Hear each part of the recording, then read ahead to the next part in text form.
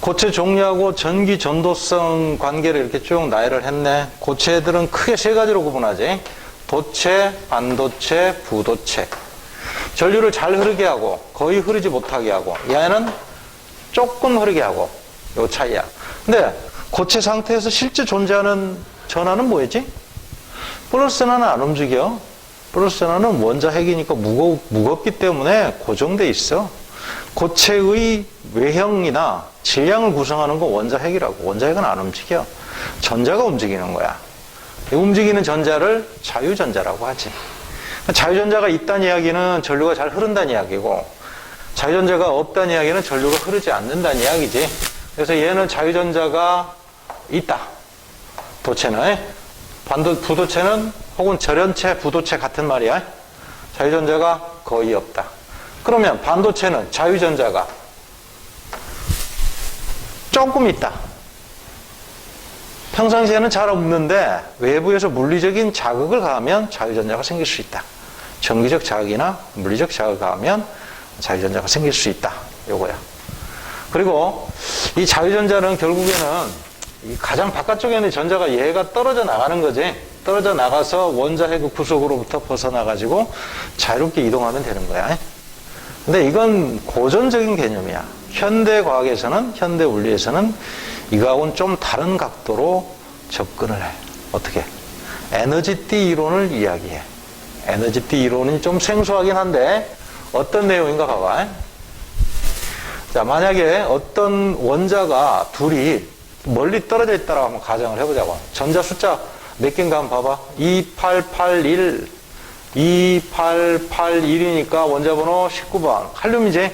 칼륨 원자야. 원자번호 19번. 얘도 마찬가지로 칼륨 원자야. 원자번호 19번. 그러면 얘도 하나, 둘, 셋, 네 개. 그 다음에 하나, 둘, 셋, 네 개의 전자가 채워진 껍질을 가지고 있어. 뭐 각기 가지고 있고 독립적이야. 영향을 안 줘. 이럴 때는. 떨어져 있으면. 그런데 만약에 두 원자가 이게 붙어버리잖아. 이렇게 접근을 하잖아. 접근을 하게 되면 둘이 간섭을 일으킨다고. 얘들끼리. 뭐 어떤 식으로 간섭을 일으키냐면, 자, 고체라는 거는 원자들끼리 이렇게 멀리 떨어져 있을 수가 없어. 기체, 원자들끼리 멀리 떨어져 있으면은 기체가 돼버리는 거야. 낮게 원자가 돌아다니는 상태가 되니까. 근데 고체는 원자들끼리 딱딱 붙어 있어. 그럼 전자 껍질이 겹친다고. 전자 궤도가 겹치는 거야. 겹친다는 이야기는 동일한 공간에 두 개의 전자 껍질이 동시에 들어간다는 이야기지. 근데 이거는 에너지 이론에서는 있을 수가 없는 거야. 동일한 공간에 에너지가 똑같은 전자 궤도가 동시에 동일한 공간에 들어갈 수 없다라고 이야기해. 그럼 방법 하나밖에 없어. 둘이 에너지 순위 크기가 똑같은데 동일한 공간에 들어가고 싶다. 그러면 둘이 조금씩 양보를 하는 거야. 하나는 에너지가 조금 높아지고 하나는 에너지가 조금 낮아지면서 위아래로 살짝 겹치면서 둘이 공간으로 비집고 들어가는 거지. 동일한 공간에 못 들어가니까 살짝 하나는 위로 하나는 아래로 에너지 크기가 살짝 차이가 생기는 거지. 그래서 어떻게 되냐면 두 개가 있는 경우에는 두 개가 겹쳐 있는 모양으로 이렇게 나타나게 되는 거야. 근데 원자 고체 상태에서는 원자가 두 개만 겹치지는 않지. 여러 개가 겹쳐 있겠지. 세 개가 겹치면은 세 개로 에너지가 좀 세분화되면서 세 개로 겹치게 돼. 근데 무수히 많을 때는 어떻게 해? 요런 선들이 무수히 많은 요 사이에 무수히 많은 에너지 준위를 갖게 된다고. 그러면 에너지 띠 형태로 나타나는 거야. 그러니까 이 에너지 띠는 이거지. 자, 원자가 하나 있을 때는 요거 어디나 여기는 어디나 다 에너지 준위가 똑같지? 근데 에너지 띠에서는 그렇지 않다는 이야기야. 에너지 크기가 값이 특정 값이긴 한데 특정 범위를 가지면서 어떤 건 좀 크고 어떤 건 좀 작고 어떤 건 중간값이고 이렇게 다양한 에너지 준위를 갖게 되는 거야. 약간 변형이 됐지? 그죠? 그래서 이걸 에너지 띠라 그래. 이걸 에너지 띠. 에너지 띠. 이렇게 두툼하게. 그리고 바깥쪽으로 가면서 에너지 띠 간격이 바깥쪽 궤도로 가면서 에너지 띠 간격이 넓어져. 암기하고 있어야 돼. 바깥쪽으로 가면서 에너지 띠 간격이 띠 간격이라. 띠 두께가 두꺼워짐. 띠의 두께가 증가한다. 두께가 증가한다. 왜 증가하겠어? 화학을 공부한 사람들은 좀 알 거야. 바깥쪽으로 가면 오비탈 숫자가 많아지지. 첫 번째 껍질은 오비탈, S 오비탈. 두 번째 껍질은 SP, P는 PX, PY, PZ 이렇게 되잖아. 벌써 오비탈이 몇 개야? 4개지? 그 다음에 세 번째 껍질은 SPD, D는 오비탈 또 5개니까 총 9개가 되네. 겹치는 오비탈 숫자가 많아지는 거지. 오비탈이라는 거는 이제 화학을 공부를 해보면 알겠지만 나중에 이제 여러분들 대학교 가서 공부하면 물리하고 화학이 겹쳐. 내용이 비슷해져. 깊이 들어가면 결국 다 물리로 환원이 돼, 내용은. 화학도 정확하게 내용을 이해하려면 물리를 알아야 정확하게 이해할 수 있어. 이 원은 띠가 없어요. 어? 있는데 작은 거죠. 뭐라고? 이 원은 그 범위가 작은 거예요. 범위가 작은 거. 이건 범위가 작고 여긴 갈수록 넓어진다는 이야기지. 그래서 바깥쪽으로 하면서 오비탈 숫자가 많아지기 때문에 띠 두께가 두꺼워질 수밖에 없는 거야, 이렇게. 여러 개가 겹치니까. 오비탈 여러 개가 겹치니까. 이렇게 되는 것이. 자, 그 다음에 이 띠의 명칭을 한번 적어보자고. 정해보자고. 첫 번째, 허용된 띠 있고, 금지된 띠가 있고, 그래. 허용된 띠는 전자가 위치할 수 있는 곳을 허용된 띠라고 하고, 금지띠는 전자가 위치할 수 없는 거야. 자, 봐봐. 아까 전자 궤도가 여러 개 겹쳐 있는 상태지, 여기는 원래부터 없었어, 전자 궤도가. 그러면 아까 전자가 처음에 그냥 원자 한 개 있을 때 전자가 불연속적인 분포를 하듯이 이것도 똑같이 여기서는 존재할 수 없어. 여기서는 약간 연속적인 분포를 하고 여기서는 아예 존재할 수 없고. 그래서 요거는 뭐가 되냐면 금지된 띠가 되는 거야. 금지띠. 금지된 띠 그래. 그럼 요런 데는 원래 전자 궤도가 있던 데기 때문에 전자가 요런 데 들어가는 데는 지장 없어. 여기 이런 데는 허용된 띠가 된다고. 여기, 허용된 띠. 띠가 되는 거야, 이렇게. 여기도 허용된 띠.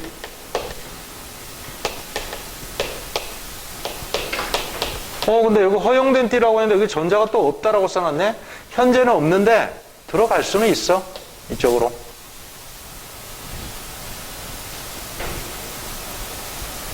어떻게 들어갈까? 이 금지띠를 뛰어넘어서 금지띠 간격을 띠 틈이라 그래. 여기서 밑쪽으로 이렇게 올라가는 거지. 이렇게. 올라가는데 어떻게 올라가는 거 보자. 일단 원자과 띠가 뭔가를 먼저 알아야 돼.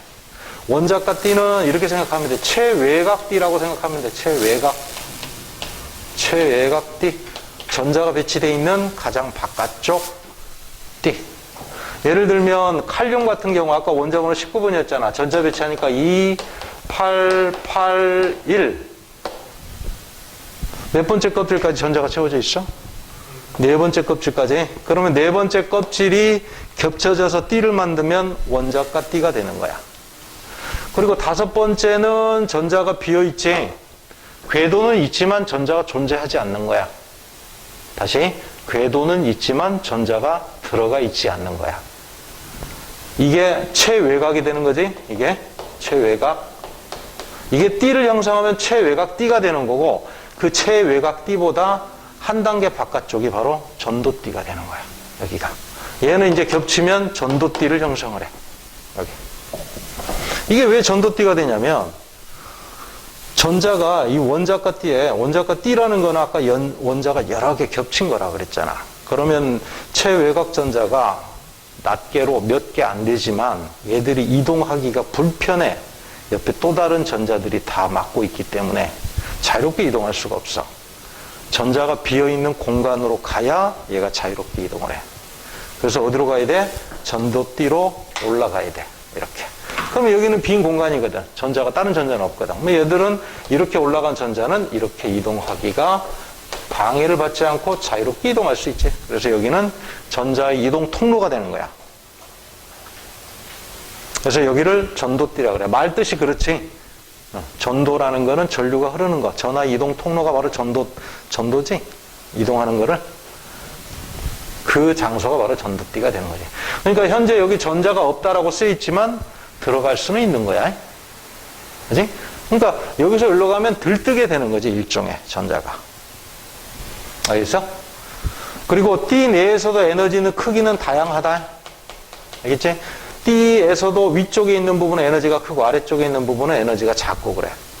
그러면 여기에 전자들이 많이 있겠지. 최외곽 전자는 한 개나 두 개, 세 개밖에 안 된대요. 그런데 그 금속은 원자들이 많이 겹쳐 있으니까 전자도 많이 있어.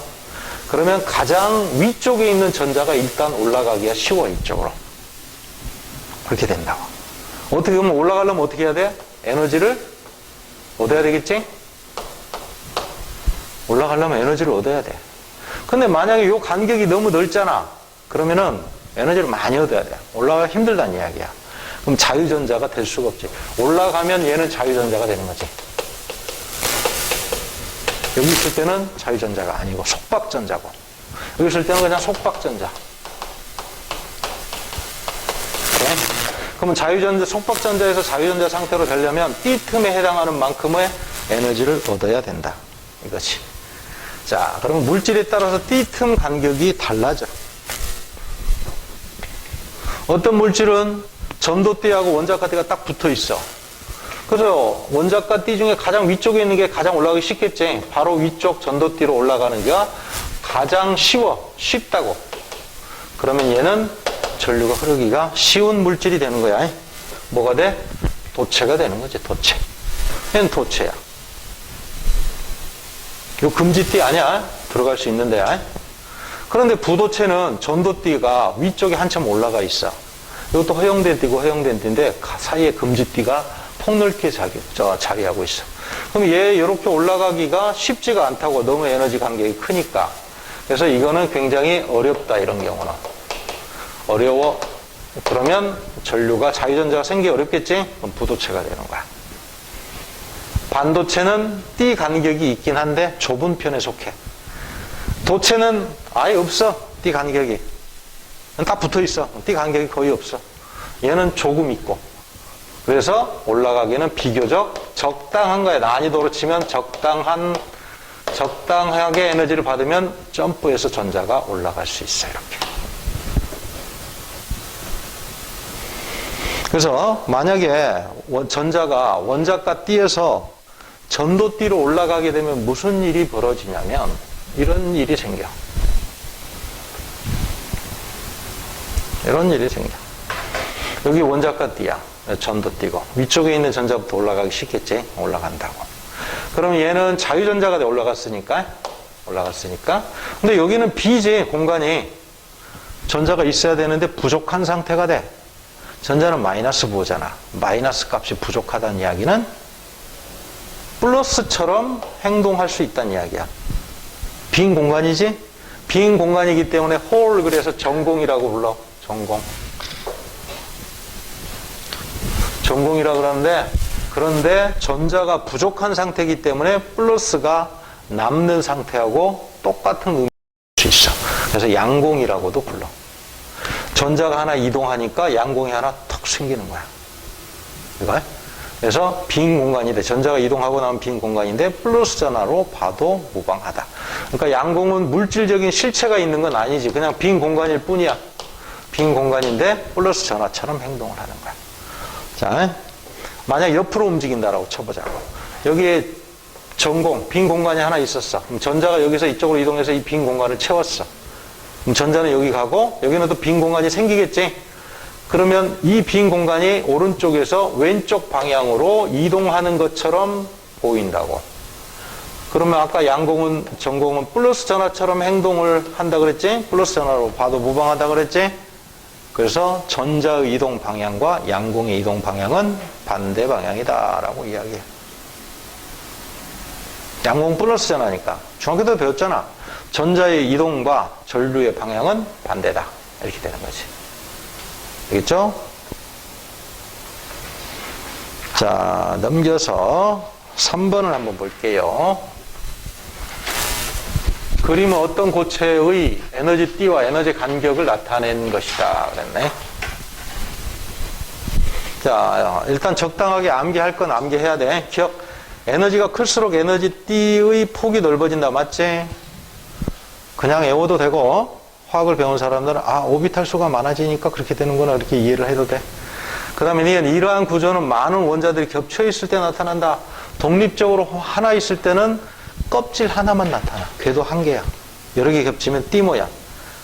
D가 에너지 띠 내부에도 수많은 에너지 준위들이 분포한다. 독립적인 하나의 에너지 준위들이 따로 떨어져 있다가 겹치게 되면 이렇게 수많은 값으로 분포를 하게 되는 거지. 그러니까 띠 내부에도 값이 다 다른 값을 갖는다 이 말이야. 그렇게 알아두세요. 그러니까 이렇게 폭으로 표현을 했지. 자, 그 다음에 5번으로 갑니다.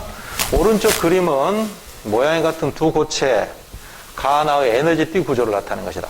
회색은 전자가 비어있대. 비어있대. 그 다음에 검은색은 전자가 채워져 있대. 정확하게 표현하는데 이쪽으로 가면서 바깥쪽으로 간다고 치자. 이쪽에 원자 핵이 있고 저기 원자 핵이 있고 이쪽으로 갈수록 바깥쪽 방향으로 위치가 바깥쪽 방향이다 이렇게 보고. 그럼 검은색 부분까지 여기 전자가 채워져 있거든. 이 바깥쪽은 전자가 없어. 그런데 뭐라 그랬냐면 흰색은 전자가 존재할 수 없는 영역이라 그랬으니까 띠 틈이야. 금지된 띠야. 근데 회색은 전자가 비어있다라고 표현해놨지. 현재는 비어있지만 들어갈 수는 있다는 이야기지. 그러면 띠 틈은 아니니까. 그러면 요건 뭐야? 회색은 전도띠를 뜻하는 거지. 알겠지? 전도띠라는 건 그거야. 원래는 비어있는데 그쪽으로 전자가 이동할 수 있다. 이동해 가면 그 전도띠에서 전자가 자유롭게 이동하기 때문에 자유전자가 된다. 그래서 이거는 원자가띠가 되는 거고, 원자가띠라고도 하고 가전자띠라고도 해. 원자가띠 혹은 가전자띠 같은 말이야. 그러면 요거 회색 영역은 전도띠다. 여기도 회색이니까 요거도 전도띠야? 아니야. 최외곽띠, 원자가띠하고 원자가띠보다 한 단계 위쪽에 있는 것만 전도띠야. 응? 바로 위에 있는 것만 전도띠라고. 이건 전도띠 아니야. 그냥 있는 거지 뭐. 자, 근데 그러면 얘는 전도띠하고 얘는 전도띠야. 얘는 원자가띠고. 어때? 간격이 굉장히 넓지? 요거에 비해서. 얘는 거의 간격이 없죠? 그러니까 얘는 도체다라고 봐야 되겠지? 얘는 도체다라고 봐야 되고, 얘는 부도체일 수도 있고, 반도체일 수도 있고. 부도체 혹은 반도체일 수도 있고. 얼마나 넓은지 이건 표기를 안 해놨기 때문에 답은 정확하게 뭔지 모르지. 기억? 가에서 전류가 잘 흐른다. 맞죠? 니은 자유전자의 수는 가가 나보다 많을 것이다. 많게 형성이 되죠. 전기 저항은 전류가 잘 흐르는 게 전기 저항은 작지. 됐지?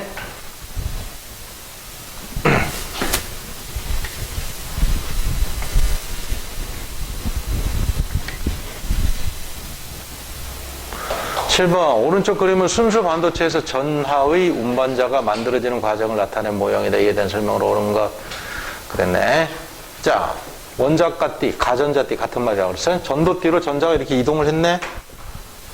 이렇게 전자가 이동을 했으니까 여기는 자유전자가 얘는 자유전자가 되겠지? 요거 A는 자유전자 쪽으로 이동했네.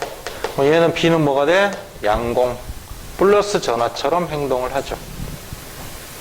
A와 B 숫자는 똑같다. 현재 상태에서 빠져나간 부분만큼만 빈 공간이 생기지. 숫자는 같다고. 그 다음에 니은 B는 플러스 전하 운반자 역할을 한다. 그러니까 플러스 전하처럼 행동을 한다 이런 뜻이야. 얘가 양공이 움직이면 플러스 전하가 움직이는 것처럼 보이니까 플러스 전하의 운반체라고 표현한 거야. 플러스 전하의 운반체 맞죠? A는 자유전자, B는 양공입니다.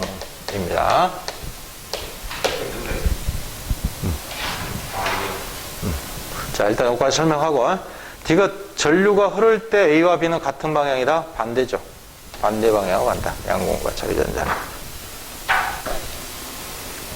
하나만 더 하고, 10번 안 보세요. 시간이 다 돼서 빨리 해야 돼. 그림은 고체 A와 B의 에너지 띠 구조다 그랬는데 모식적으로 나타냈고 A와 B는 각각 도체와 반도체 중에 하나다. 색깔 칠한 부분은 전자가 채워져 있다 그랬네. 그럼 여기는 전자가 채워져 있지 않네. 근데 원자가 띠의 가장 근접하고 있는 그 한 단계 위쪽이니까 얘는 전도띠지, 얘가. 맞지? 얘가 전도띠가 되는 거지. 원자가 띠 가장 바깥쪽, 한 단계 바깥쪽이 무조건 전도띠가 되는 거야. 붙어 있지, 그러면. 얘는. 그러니까 얘는 도체, 얘는 부도체나 반도체. 이렇게 되죠. A는 도체다. 니은, B에서 전자가 원자가 띠에서 전도띠로 전이하면 양공이 생긴다. 아, 둘 중에 하나는 도체, 하나는 반도체 그랬으니까 이건 반도체로 보면 되겠네. 반도체입니다. 이렇게. 원자가 띠에서 전도띠로 전이하면 양공이 생긴다. 맞죠? 디귿, B에서 원자가 띠에 있던 전자가 에너지를 방출하며 전도띠로 이용한다. 그러면. 에너지를 방출해야 돼? 이쪽으로 올라가려면 에너지가 커져야 되니까 흡수해야 되지, 에너지를. 그래서 반도체는 있잖아, 일반적으로 열을 가하면 전류가 잘 흘러. 도체하고는 반대야. 도체는 열을 가하면 자유전자가 너무 무질서하게 운동을 하기 때문에 오히려 주변하고 충돌수가 많아져서 이동하기가 번거로워져, 어려워져. 그래서 반도체는 열을 가하면 전도성이 좋아진다. 이렇게 생각하면 돼. 그래서 에너지를 흡수시켜서 전도성을 좋게 하는 거야. 반도체. 알겠죠? 자, 일단 여기까지. 자, 반도체는 자, 일반적으로 몇 쪽 원소냐면, 자, 도체하고 부도체를 한번 생각해봐. 도체는 최외각 전자가 어때? 자, 다시. 반도체는 결론부터 이야기하면 14족 원소야. 만약에 최외각 전자가 한 개나 두 개, 세 개잖아. 잃어버리기 쉽다고. 도체로 분류가 돼. 대체로.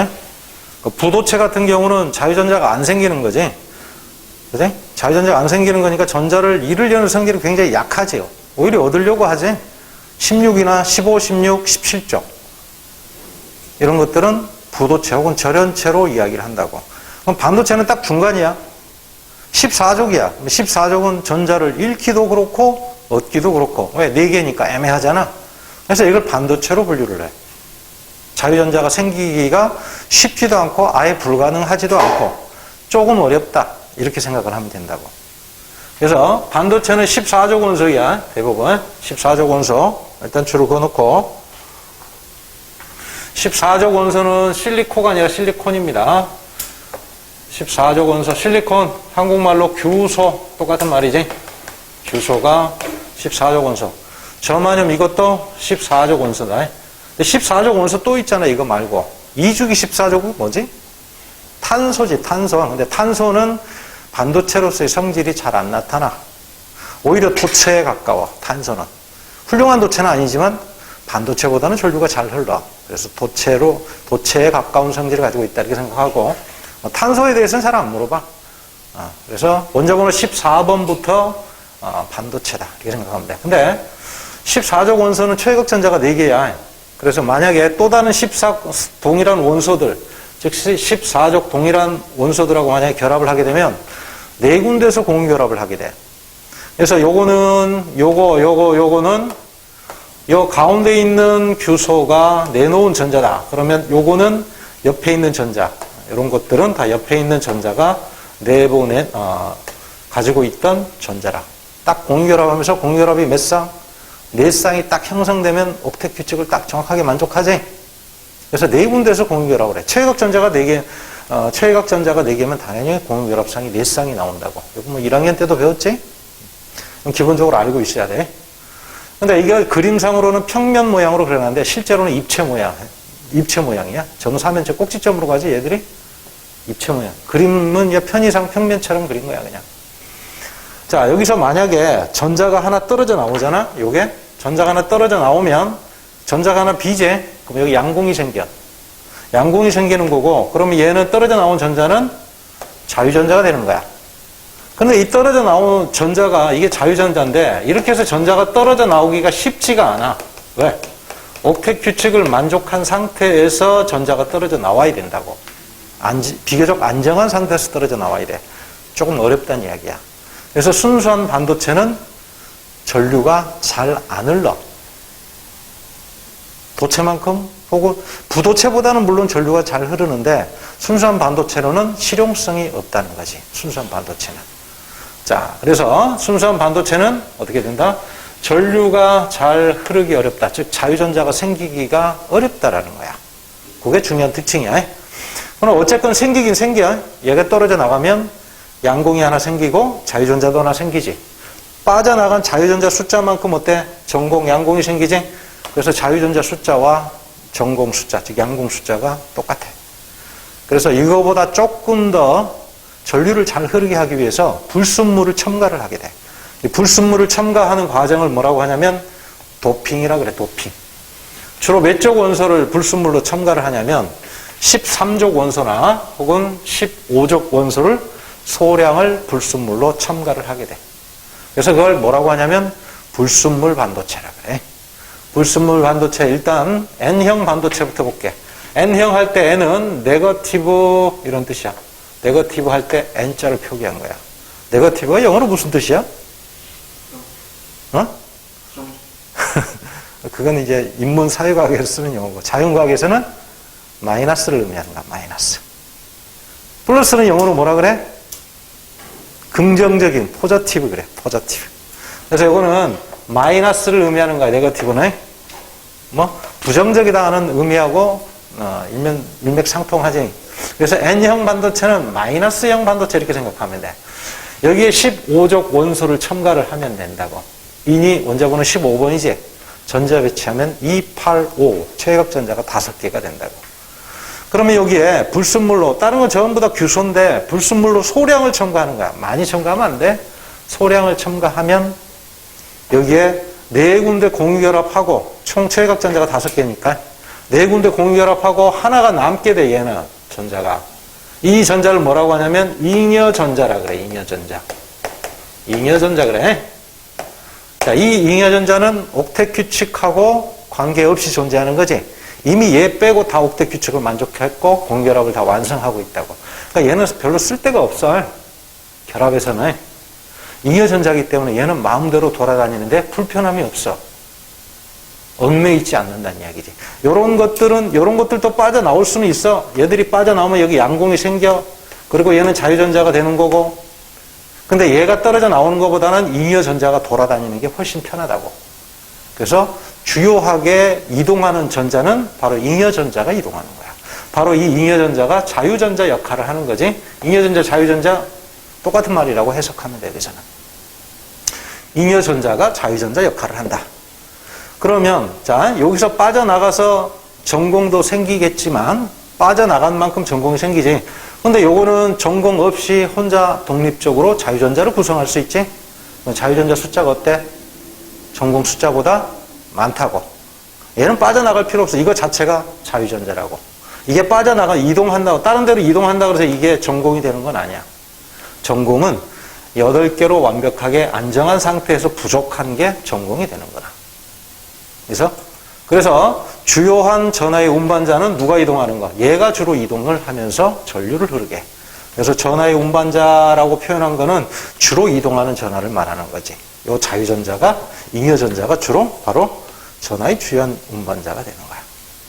자, 인 원자 한 개를 첨가할 때마다 잉여전자 하나씩 생기지. 그러니까 전공 숫자보다 자유전자 숫자가 당연히 많겠지. 이렇게 당연히 많다고. 얼만큼? 첨가한 인의 원자 수만큼 잉여전자가 하나씩 더 많아지는 거다.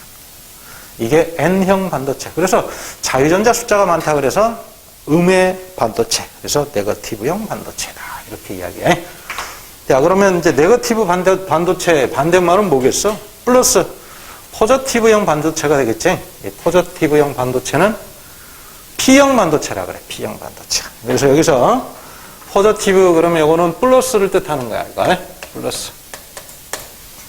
그러면 양공이 하나 딱 생기도록 첨가를 하면 되겠지. 그럼 전자가 부족한 원자를 첨가를 하면 돼.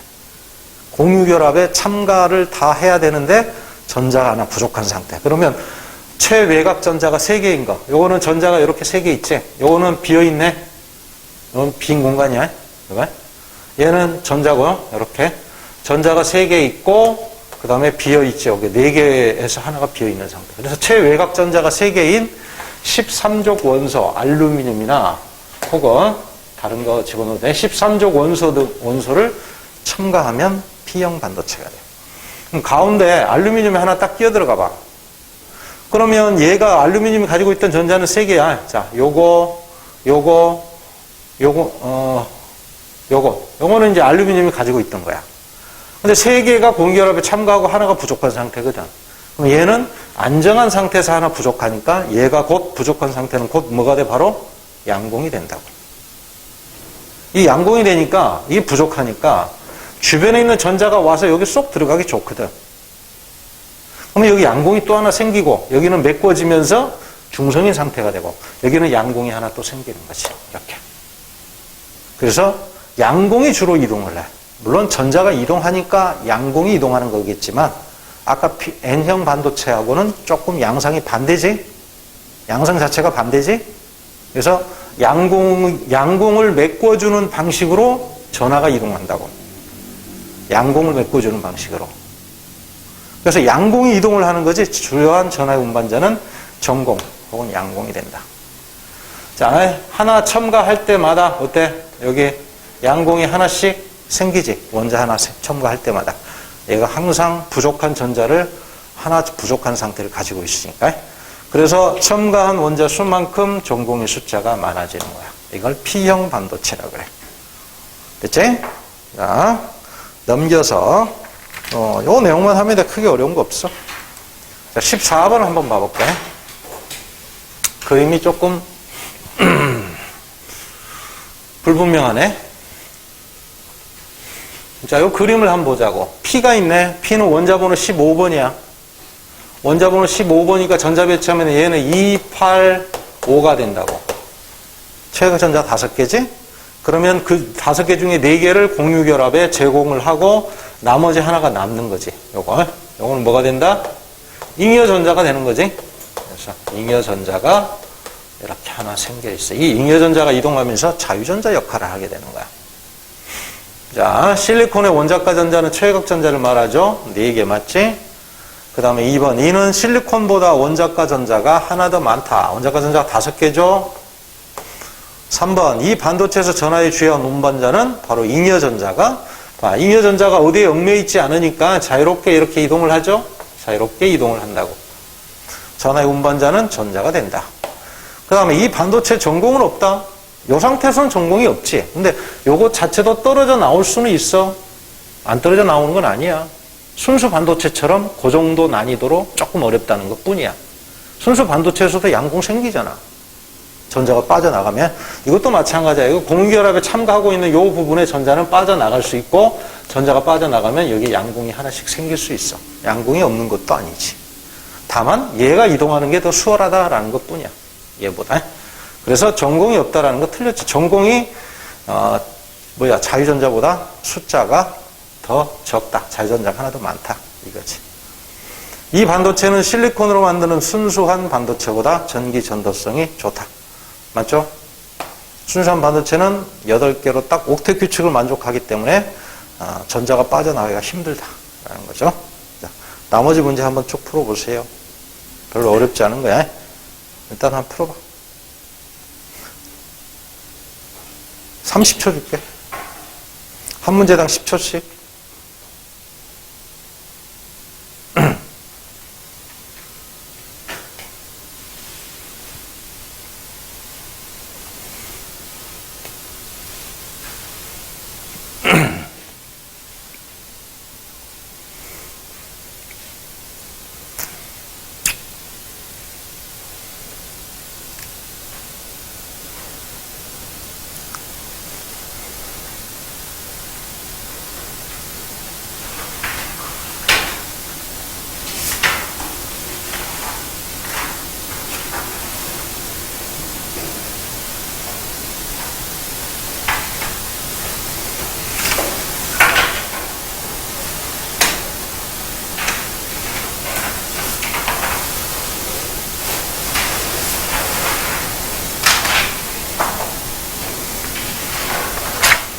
크게 어렵지 않죠, 내용이?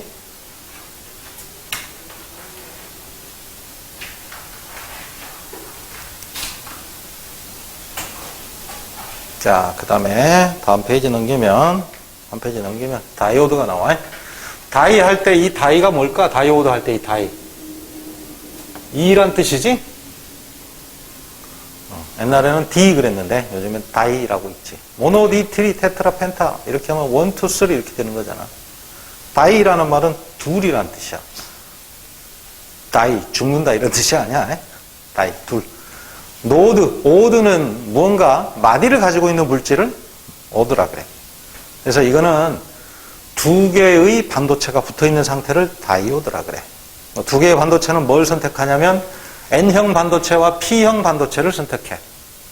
항상 N형과 P형 두 개를 짝을 맞춰서 딱 붙여놔. 접촉을 시켜놓으면 이걸 다이오드다라고 표현을 해. 이 다이오드의 성질은 가장 중요한 게 정류작용이야. 정류작용. 정류작용이 뭐냐? 한쪽으로만 전류를 흐르게 하는 거를 정류작용이라 그래. 왜 한쪽으로만 전류를 흐르게 하는지는 조금 이따 설명하도록 하고 일단은 암기해 두세요. 한쪽으로만 전류를 흐르게. 근데 어느 쪽으로 전류를 흐르게 하느냐면 반드시 P형 반도체에서 N형 반도체 쪽으로만 전류를 흐르게 하는 성질을 가지고 있어.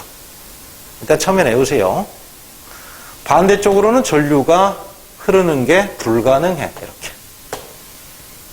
P형 반도체, N형 반도체를 붙여놓으면 그래서 한쪽으로만 전류가 흐르게 돼. 그리고 이거를 봐봐요. 기호로 만약에 표기를 하잖아.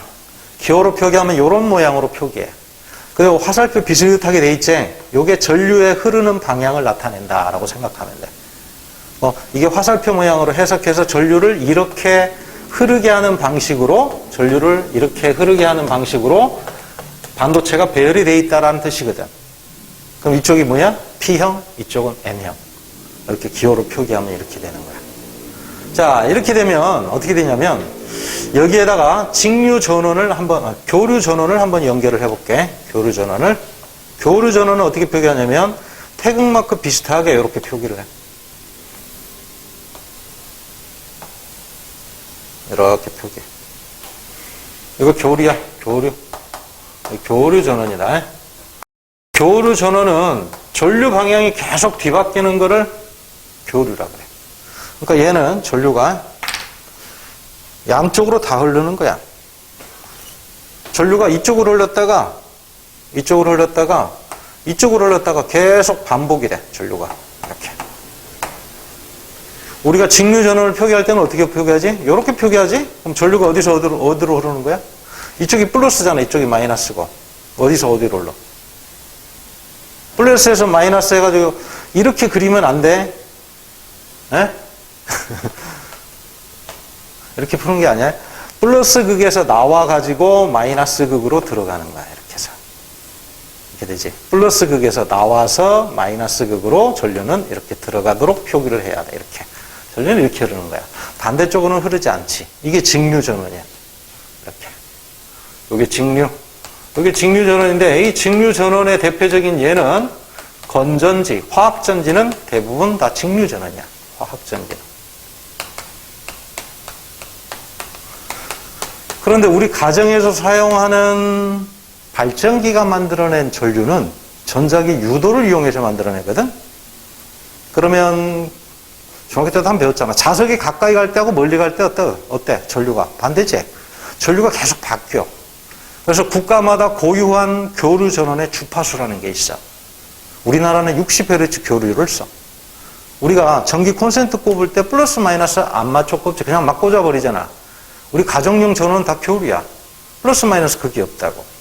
근데 건전지 같은 경우는 플러스 마이너스를 맞춰 꼽지 않으면 작동이 안 되지, 전기기구가. 근데 우리는 그렇게 안 꼽아도 그냥 막 작동하거든. 왜?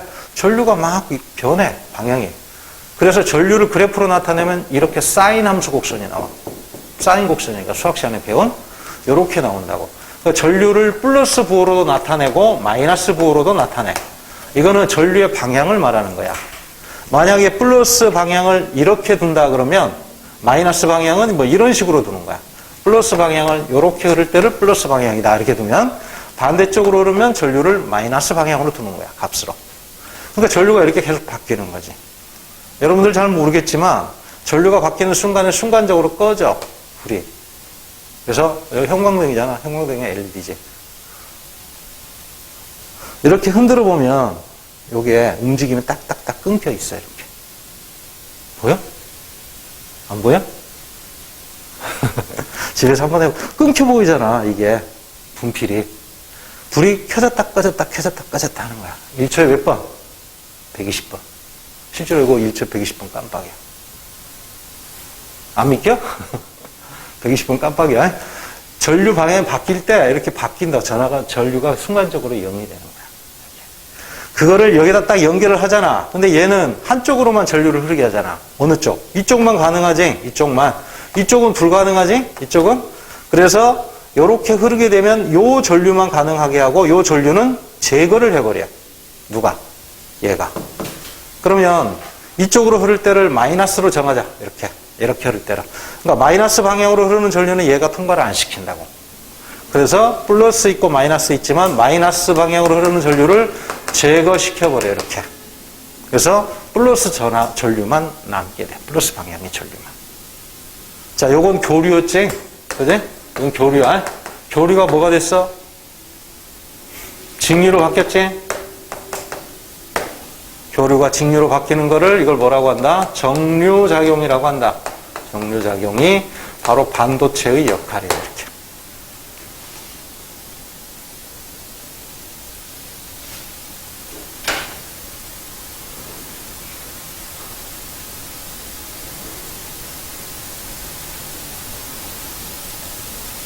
됐나요? 자, 그러면 정류작용이 어떻게 해서 일어나는지, 왜 전류를 한쪽으로만 흐르게 하는지를 한번 보자고. 그 밑에 순방향 전압을 걸어줬다. 이런 말이 있을 거야. 보자고.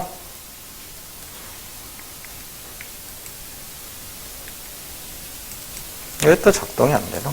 됐다 그래, 이거.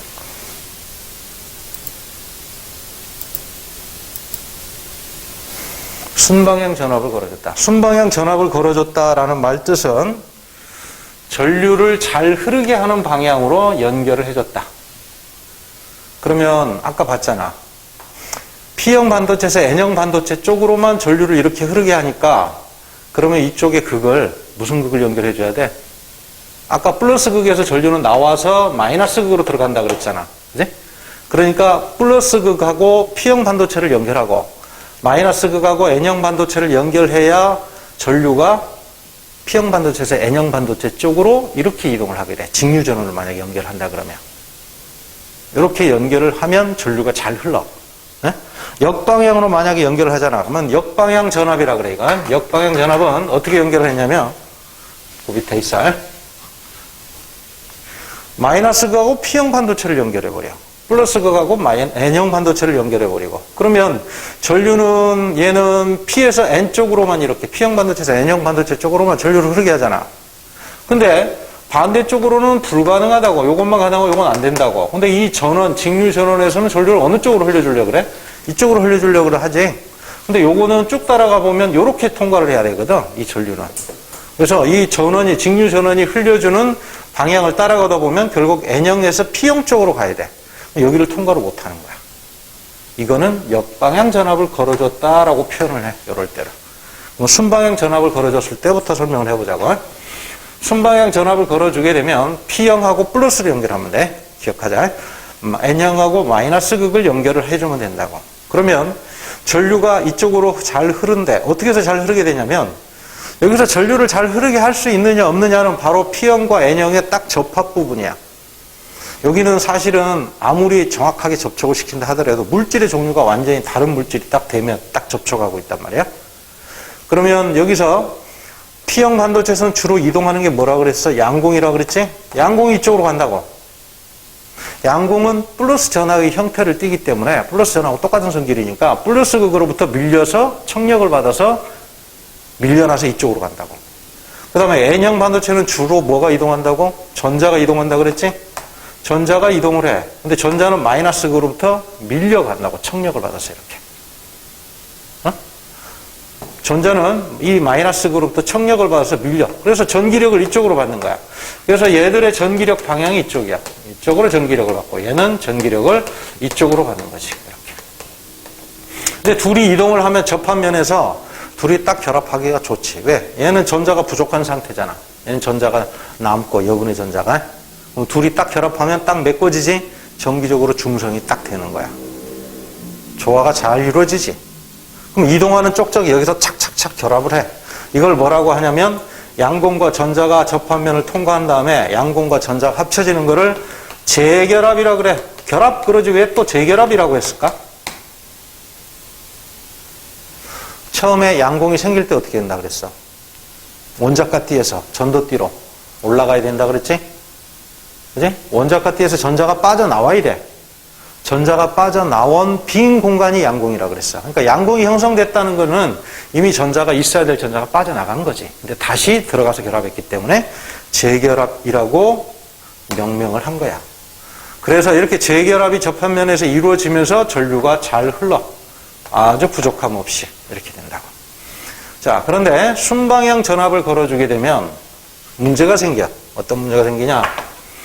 역시 P형 반도체, N형 반도체가 둘이 접촉하고 있어. 여기 양공을 보자고, 양공. 어느 쪽으로 전기력을 받아?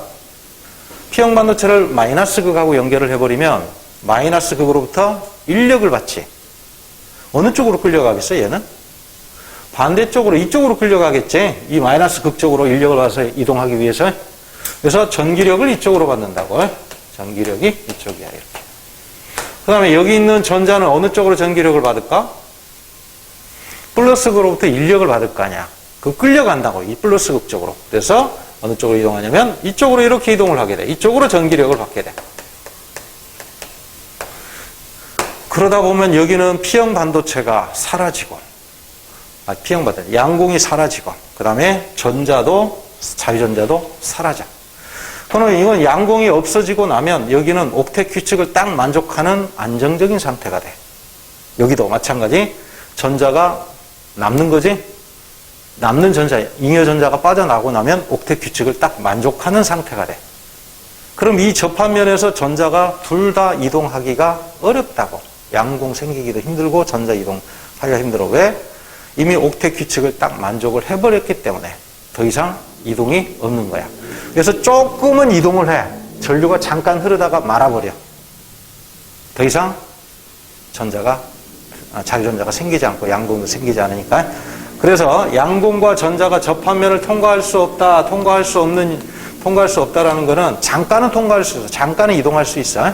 잠깐은 이동할 수 있지만 빠져나가고 난 다음에 옥텟 규칙을 만족하는 규칙을 만족을 하면서 매우 안정적인 상태가 된다고. 안정적인 상태가 되기 때문에 더 이상 추가적인 전하의 이동이 없어지는 거야. 그래서 그걸 접합면을 통과할 수 없다라고 표현을 한 거지. 이제 접합면을 통과하려면 이쪽 P형 반도체에서 전자를 떼와야 되거든. 떼와야 돼, 어떻게 해서든지. 근데 P형 반도체에서 전자를 떼우기가 힘들어. 왜냐하면 이미 여기는 양공이 빠져나고 옥텟 규칙을 딱 만족한 상태가 되는 거야. 여기도 그렇고. 그래서 여기를 뭐라고 하냐면 옥텟 규칙을 양공과 전자가 빠져나오고 옥텟 규칙을 딱 만족하는 이러한 모양새를 하고 있는 요 부분을 뭐라고 하냐면 결핍층이라 그래. 혹은 공핍층 그래. 공핍층. 요 부분의 영역을 공핍층 그래. 공핍층. 여기서까지 영역을 공핍층. 그래서 공핍층이 점점점 두꺼워져. 시간이 지나면서. 그러다가 나중에 더 이상 전자가 이동하기가 힘들어져. 그러면 전류가 안 흐르는 거야. 초기에 잠깐만 흐르고 말지. 그치? 자, 이렇게 해서 역방향 전압을 걸어주면 전류가 흐를 수 없다. 이렇게 이야기해. 자, 그 다음에 이러한 다이오드를 우리 실생활에 이용한 게 있지. 지금 강의실에 불 켜져 있지. 요즘에 전부 다 집에 등을 백일등이나 형광등 안 쓰지. 이제 다 버려야 돼. 그런 거. 뭘 써? LED를 쓰잖아. 다음 페이지 넘겨보자고. 바로 LED는 P형 반도체하고 N형 반도체를 순방향으로 연결했을 때 빛을 내는 장치를 LED라 그래. LED 요거 명칭이 무슨 뜻이냐면 Light Emitting Diode. 빛을 발산하는 다이오드다 이런 말이야. 자, P형 반도체야 이게. 요거 P형 반도체 쓰세요. 표기 안 됐네. 요거는 N형 반도체를 딱 둘이를 접촉을 시켜놓은 다음에 순방향 전압을 걸어줘야 돼. 역방향 전압을 걸어주면 안 돼. 어떻게 해야 돼? 순방향 전압을 걸어줘야 된다. 순방향 전압을 연결을 해주면 아까 재결합을 한다 그랬잖아? N형 반도체에 남아있는 자유전자가, 잉여전자가 P형 반도체 양공 속으로 쏙쏙 빠져 들어간다고. 자, 근데 그거를 에너지 준위를 표기해서 그림을 같이 그려보자고. 에너지 준위를 표기해보면, 자, 양공은 어디에 생긴다 그랬어? 자유전자가 생기려면 어디서 어디 쪽으로 이동을 해야 돼? 어디서 어느 쪽으로? 원자과 띠에서 어느 쪽으로? 전도띠 쪽으로 전자가 이동을 해야 되지. 이렇게. 여기서 이쪽으로 이동을 해야 된다고. 간격이 반도체는 약간 벌어져 있다 그랬지? 전자가 이쪽으로 이동을 해야 돼. 그럼 양공은 어디 생겨?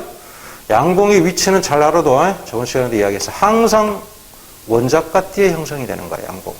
여기에 있는 게 아니야. 여기로 이동한 전자가 자유전자가 되는 거지. 얘는 자유전자. 그래서 자유전자는 반드시 전도띠에 위치한다. 그 다음에 이건 양공이죠.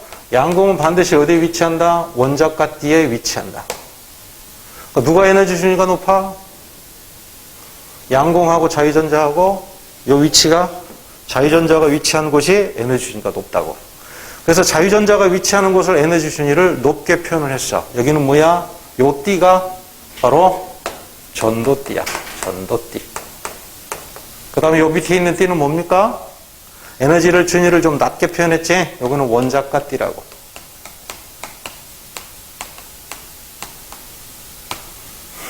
원래 원자과 띠에 있던 전자가 전도띠로 가서 자유전자가 됐던 건데 이제 거꾸로 재결합을 하기 위해서는 어떻게 해야 돼? 다시 원자과 띠로 점프해서 내려가. 점프할 필요는 없지. 내려가면 뚝 떨어지는 거야 이렇게. 자, 이렇게 자유전자가 되려면 어떻게 해야 돼? 에너지를 얻어야 돼? 아니면 방출해야 돼? 받아야지. 에너지 준위가 높아졌으니까 에너지를 얻어야 자유전자가 된다고. 이 에너지는 물리적인 에너지를 가하면 돼. 열을 가한다거나 혹은 전기적 자극을 가한다거나. 그래서 반도체는 열을 가하면 전류가 잘 흐른다 그랬지? 도체는 오히려 열을 가하면 전류가 잘 안 흐르고. 그래서 에너지를 받아서 자유전자가 됐어. 그럼 거꾸로 내려왔으니까 에너지를 다시 어떻게 해야 돼? 방출을 해야 된다고. 이 에너지가 바로 빛으로 방출이 되는 거다 이 말이야. 전도띠에 있던 자유전자가 원자과 띠에 있는 양공 안으로 쏙 들어가면서 재결합을 하게 되면 차이만큼을 방출을 하게 되는 거지. 이렇게 해서 빛을. 요거 다이오드를 이렇게 그려놨네. 자, 그 다음에 조금 더 설명할 게 있어. 자, 요거 빛 에너지는 있잖아. 빛 에너지는 저번 시간에 이야기했지. 진동수하고 무슨 관계 있다? 비례한다 그랬잖아. HF. 이렇게. 파장하고는 무슨 관계 있다? 반비례 관계 있다라는 거야. 이렇게. 그래서 여기서 여기까지는 띠 틈이죠. 띠 틈, 띠 간격. 요 띠 틈에 해당하는 에너지가 방출이 되는 거지. 그러면 띠 틈의 간격이 크면 클수록, 요 값이 크면 클수록 진동수가 어떤 빛이 나온다? 큰 빛이 나온다. 파장은 짧은 빛이 나온다. 이렇게.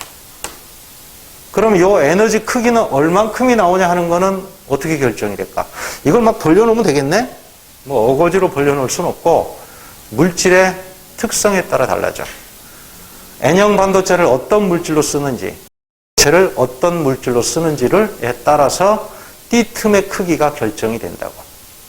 그래서 이거는 띠 틈의 크기는 요 크기가 물질의 특성이다 이 말이야.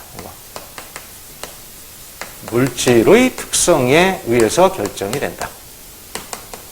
그래서 과학자들이 계속 연구를 하는 게 뭐냐면 어떻게 하면 어떤 색깔의 빛을 내보낼까? 예를 들어 빨간색을 만들고 싶다? 노란색을 만들고 싶다? 그럼 거기에 해당하는 파장이 있겠지? 진동수가 있고 거기에 해당하는 에너지가 있겠죠? 그러면 그런 것을 만들기 위한 물질들이 많이 있을 거라고. 그런 물질들을 계속 찾아내는 거야. 찾아내는 게 이제 연구원들의 이제 할 일이 되는 거지. 이렇게. 자, 조금만 더 이야기를 하면 요거 좀 빠뜨린 게 있네. 요거는 요 전도띠는 지금 둘 중에 어떤 거 에너지 순위를 나타내고 있는 거야? N형 반도체의 에너지 순위를 나타내는 거죠, 요거? 그지? 그 다음에 여기 원작가띠는 P형 반도체의 에너지 순위를 지금 요렇게 나타내주고 있어요. 요게. 그러니까 요 그려놓은 거 밑에는 P형 반도체고 위에는 N형 반도체다. 따로 쓰자. 따로 쓰는 게 낫겠다. 요 밑에는 P형 반도체의 에너지 순위를 지금 나타내주고 있고 위에는 N형 반도체의 에너지 순위를 나타내주고 있어요. 잘 기억을 하세요. 자, 그러면 우리가 색깔에 따라서 또 파장을 나누잖아. 자, 자외선 있고 그 다음에 자외선 옆에 가시광선 바로 뭐가 있지? 보라색이 있죠? 빨주노초 파남보 해가지고 색깔이 나뉘고 그 다음에 그 옆에 가시광선 옆에 적외선도 있고 자외선도 있고 그 다음에 여기는 가시광선이죠. 가시광선 중에서도 빨간색하고 보라색 중에 누가 더 파장이 긴 거야? 빨간색이 길고 보라색이 짧은 거야. 외우고 있어야 돼. 자, 이쪽으로 하면서 파장이 어떻게 된다? 짧다. 진동수가 크다. 에너지도 크고. 그래서 만약에 이 빛이 빨간색 빛이 나왔다. 그러면 파란색 빛으로 바꾸고 싶다 그러면 어떻게 해야 돼? 띠틈 간격을 더 넓혀주면 되는 거지. 그러면 빨간색 빛이 아니고 파란색 빛이 방출될 수 있는 거지. 그런 것도 물어본다고 시험 문제. 빨간색 빛이 방출이 됐다. 파란색 빛을 방출하도록 하려면 어떻게 해야 되느냐? 물질의 종류를 바꿔주는 거야. 이렇게. 물질의 종류를 바꿔서 띠틈 간격을 넓힌다. 띠틈 간격을 넓히면 에너지가 커지니까 진동수 크고 파장이 짧은 보라색 쪽에 빛을 내보낼 수 있다. 파란색 쪽에 빛을 내보낼 수 있다. 요게 내용입니다. 그래서 맨 밑에 뭐라고 쓰였나? 띠 간격이 큰 LED일수록 파장이 짧은 빛을 방출한다라고 쓰여있죠? 그 말이 그 말이야. 자, 넘겨볼게. 간단히 몇 문제만 풀고 여러분들이 나머지 풀어보자고.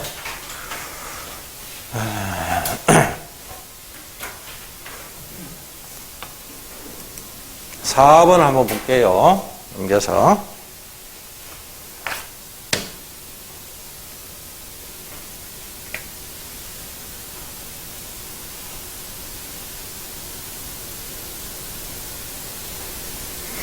P형 반도체, N형 반도체에서 전하의 주요 운반자다. 운반자를 주로 각각 나타낸 거다. P형 반도체에서는 양공이 주로 이동을 하고 N형 반도체에서는 전자가 주로 이동을 하고 된다 그랬지? 양공 됩니다. 자, 그 다음에 양공은 이쪽 플러스 극으로 연결했네. 양공은 플러스 전하의 성질을 띠기 때문에 플러스 극으로부터 청력을 받아서 밀려나죠. 전자는 마이너스 전하기 때문에 어디로? 마이너스 극으로부터 여기가 플러스 극이죠. 여기는 마이너스 극이고 마이너스 극으로부터 청력을 받아서 이쪽으로 이동을 하면 둘이 딱 여기 접합면에서 재결합을 하기 좋죠. 그래서 기억은 오른쪽, 니은은 왼쪽으로 이동한다. 맞죠? 이건 무슨 연결이야? P형 반도체는 플러스 극, N형 반도체는 마이너스 극. 이렇게 연결해야 순방향 전압이 연결이 된 거라. 그래서 이거는 순방향 전압을 연결했다. 만약에 극을 바꿔버리면 역방향 전압이 되기 때문에 전류가 흐를 수 없다. 이렇게 알아두면 되겠지? 자, 다음 거 한번 봐볼게.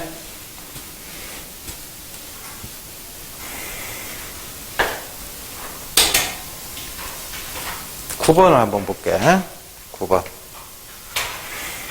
자, 요건 반도체 두 개를 병렬로 이렇게 연결을 했네. 각각 P형 반도체, N형 반도체가 어떤 쪽에 있는지는 잘 모르겠어. 그런데 뭐라고 그랬냐면 1초일 때는 A만, 3초일 때는 B만 켜져 있대. 1초일 때 전압이 플러스고 여기 1초죠. 3초일 때는 전압이 마이너스고, 이거 3초죠. 자, 요때와 요때 전류 방향은 반대일 거야. 그래서 1초일 때는 A만 켜졌다 그랬으니까 이렇게 전류가 흐르고 있다는 이야기죠. 이렇게 전류가 1초일 때. 1초일 때는 이렇게 흐르고 3초일 때는 이렇게 흐른다는 이야기죠. 3초일 때는 전류가. 1초일 때는 여기는 안 흐른다는 이야기지. 그러면 A하고 B가 N형 반도체, P형 반도체 순서가 거꾸로 돼 있다는 이야기야. 그지? 전류가 바뀌니까 여기 흐르고, 요때는 여기만 흐르고, 요때는 여기만 흐르니까 P형 반도체, N형 반도체 순서가 A, B가 반대로 돼 있다는 이야기야. A가 바뀔 수 있어요. 어? 저기 A가 위로 가고 B가 아래로 갈 수 있어요. 아니, A는 요 두 개를 합쳐놓은 반도체, B는 요 두 개를 합쳐놓은 반도체. 뭐가 P고 뭐가 N인지는 잘 몰라. 그런데 P형, N형, P형, N형 순서가 바뀌어 있다고, A, B가. 자, 일단 볼게. 그래서 기억, 5초일 때는 어떻게 되겠느냐. 그래서 접합면에서 전자와 양공이 결합을 한다는 이야기는 전류가 잘 흐른다는 이야기겠지. 그럼 5초는 뭐하고 부호가 똑같아? 5초면 여기죠? 5초면 여기 있으니까 1초 때하고 전류 방향이 같아. 그러니까 1초일 때 이쪽으로 전류가 흐른다면 5초일 때도 역시 이쪽으로 전류가 잘 흐르겠지? 이렇게. 얘는 3초일 때 하고 또 언제? 7초일 때 전류가 잘 흐르겠죠. 왜냐하면 방향이 똑같으니까. 이렇게. 3초, 7초일 때 B쪽으로 전류가 잘 흐른다. 이렇게 되는 거지. 그래서 니은 7초일 때 B에는 역방향이 아니라 전류가 잘 흐르니까 순방향 전압이 걸리겠죠. 그죠?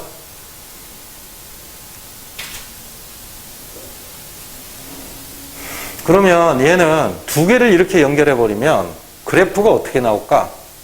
아까 전류 그래프가. 아, 요거 그려놨네. 그려놨네. 자, 전류가 이 전원장치, 이게 교류라 할지라도, 교류니까 전류 방향이 바뀐다 할지라도 항상 전류를 흐르게 하지, 그러면? 전류가 이렇게 갈 때는 이쪽을 통과하고, 전류가 이쪽으로 바뀌면 또 여기를 통과하고. 그러니까 이거는 정류작용을 하나하나는 할 수 있지만 전체적으로 보면 정류작용이 안 되는 효과가 돼버리지. 그치? 그래서 플러스 마이너스가 다 이렇게 전류가 흐르게 되는 거지, 이런 식으로. 그래서 저항이 흐르는 전류의 방향은 일정하다, 계속 바뀌죠. 이때하고 이때하고. 그래서 자, 조금만 더 가볼게. 13번을 한번 봐볼게.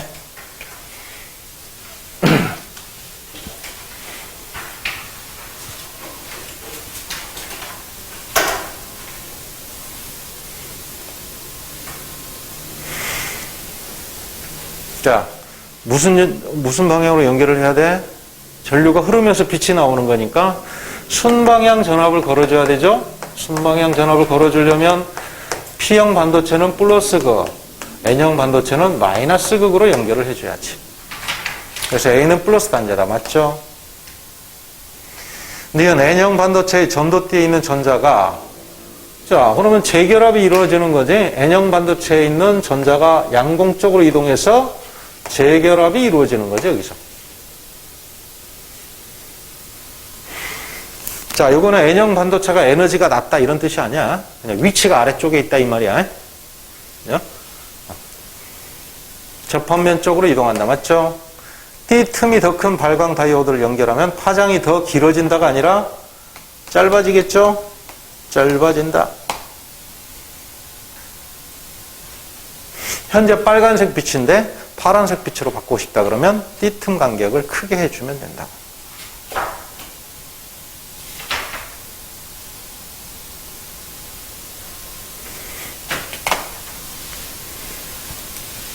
(15번) 봅시다.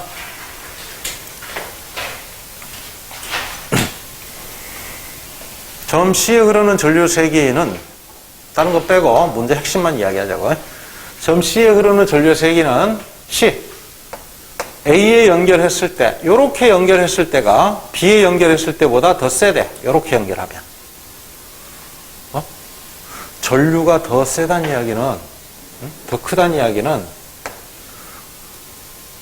하나 연결했을 때보다 병렬로 두 개 연결하면 항상 합성장은 줄어.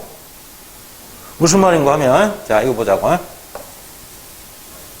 2오음짜리 하나를 연결했다. 그 다음에 2오음짜리를 두 개를 병렬로 한번 연결해 볼게. 2오hm, 2오hm. 합성장이 얼마지? 이렇게 하면 얘는 합성장.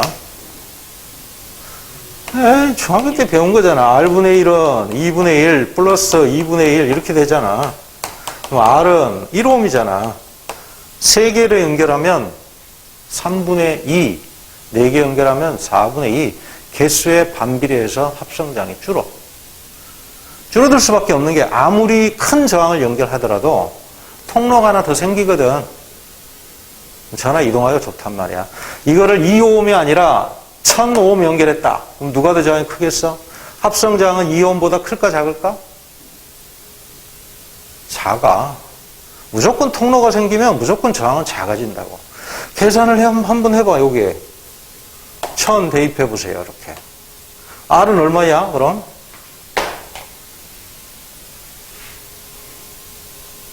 R 얼마야? 이거 1000분의 2제. 1000분의 2니, 1000분의 500이제. 더하면 1000분의 501. R은 501분의 1000. 어때? 2보다 커, 작아?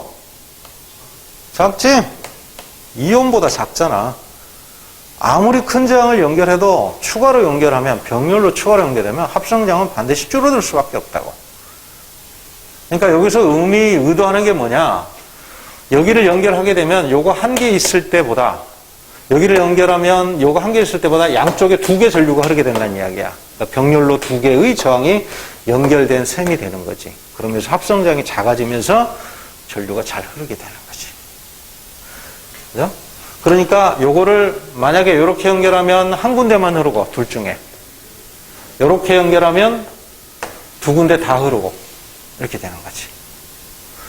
그러면 이렇게 연결했을 때는 여기에 전류가 흐르지 않는다는 이야기지. 그러면 요거 하나만 있는 거하고 효과가 똑같은 거지. 전류가 흐르지 않으니까 아예 끊어져 버린 거야. 이거 없는 거야. 이건 전선이 끊어지는 효과라고. 그러면 R2 한 개만 남는 거고, 그런데 A 쪽으로 연결을 해주게 되면 전류가 이렇게도 흐르고 이렇게도 흐르면서 여기 저항이 두 개가 병렬로 연결된 셈이 된다 이거지. 그래서 합성장이 줄어드니까 전류가 세진다는 거야. 사실은 문제가 있잖아. 이 반도체도 저항이 상당히 큰 편에 속하거든. 반도체도. 반도체의 저항까지도 고려를 해줘야 되는데, 아까 그랬잖아. 어쨌건 통로가 하나 생기면 합성장은 줄어든다고. 반도체 저항이 아무리 커도. 그치? 요 저항이 아무리 커도. 그러니까 이렇게 연결했을 땐 두 군데 다 전류가 흘러야 되니까 이쪽으로 전류가 흐를 수 있어야 돼. 그치? 그럼 요거 무슨 반도체? P형 반도체. 요거는 N형 반도체. 이렇게 나오는 거지. 답 한번 찾아보세요.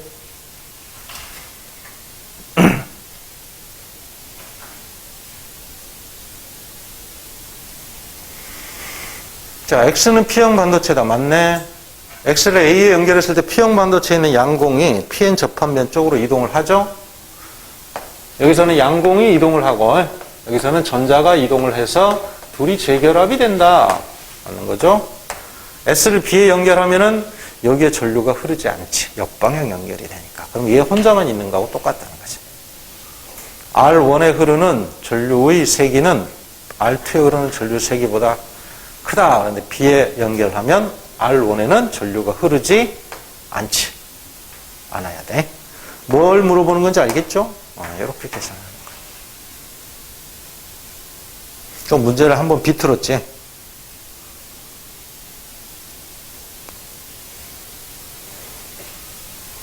됐나요? 자, 15번까지 이렇게 됐고, 나머지 문제는 한번 쭉 풀어보세요.